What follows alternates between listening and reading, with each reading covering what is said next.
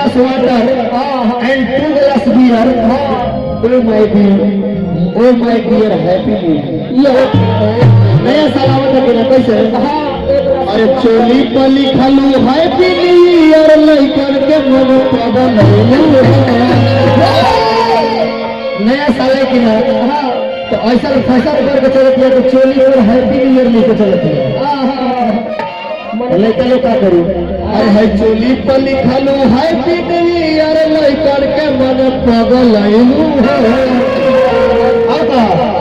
तो पहले तो घापला लाल दह चपला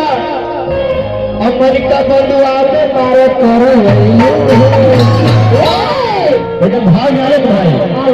एकदम फाट लगे से आवे तो देखो अरे अरे चोली पर लिखलू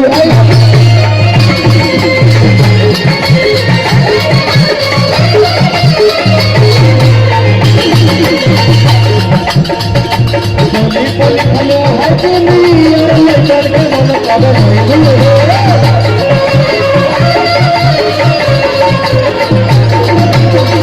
तो भावना लगा मन क्या के मारे करो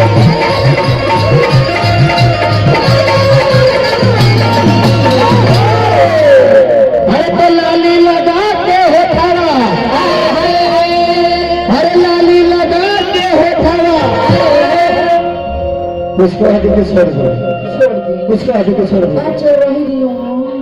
हरे लाली लगा के हो थारा लाल लाल कोलू तो गोरी तू अपना चाल दे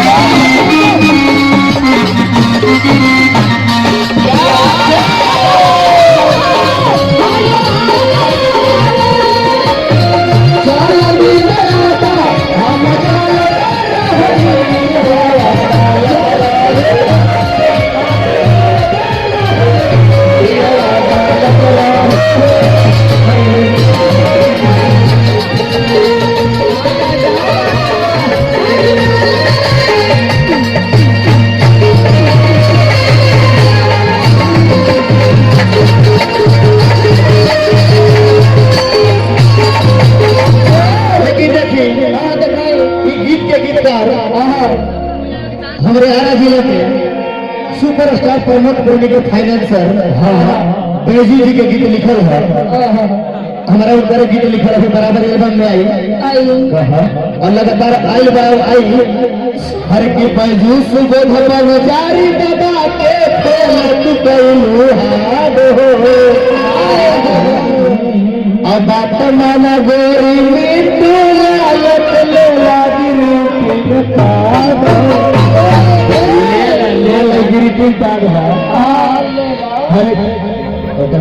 बहुत चेक है हर की बाजू सुबह मन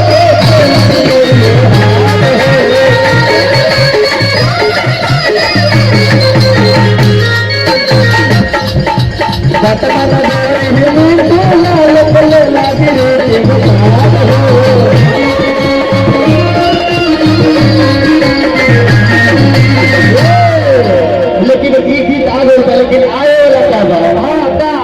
अरे की चढ़ते नया साल है ये गाना के ऑडियो हो गया शूटिंग बाकी था आई गाना हमारा मिंटू लाल भोजपुरी यूट्यूब पर बुझल हुआ अरे की चढ़ते नया साल हो अरे सोना चुमैया डाल हो अरे की चढ़े नया साल हो सोना चुमैया डाल हो तो प्रेम है दियर हमने की आदत बा जवन गिटार बा हो गए जवन आने वाला था हो गए अरे की चढ़ते नया साल हो ये सोना चुमैया डाल हो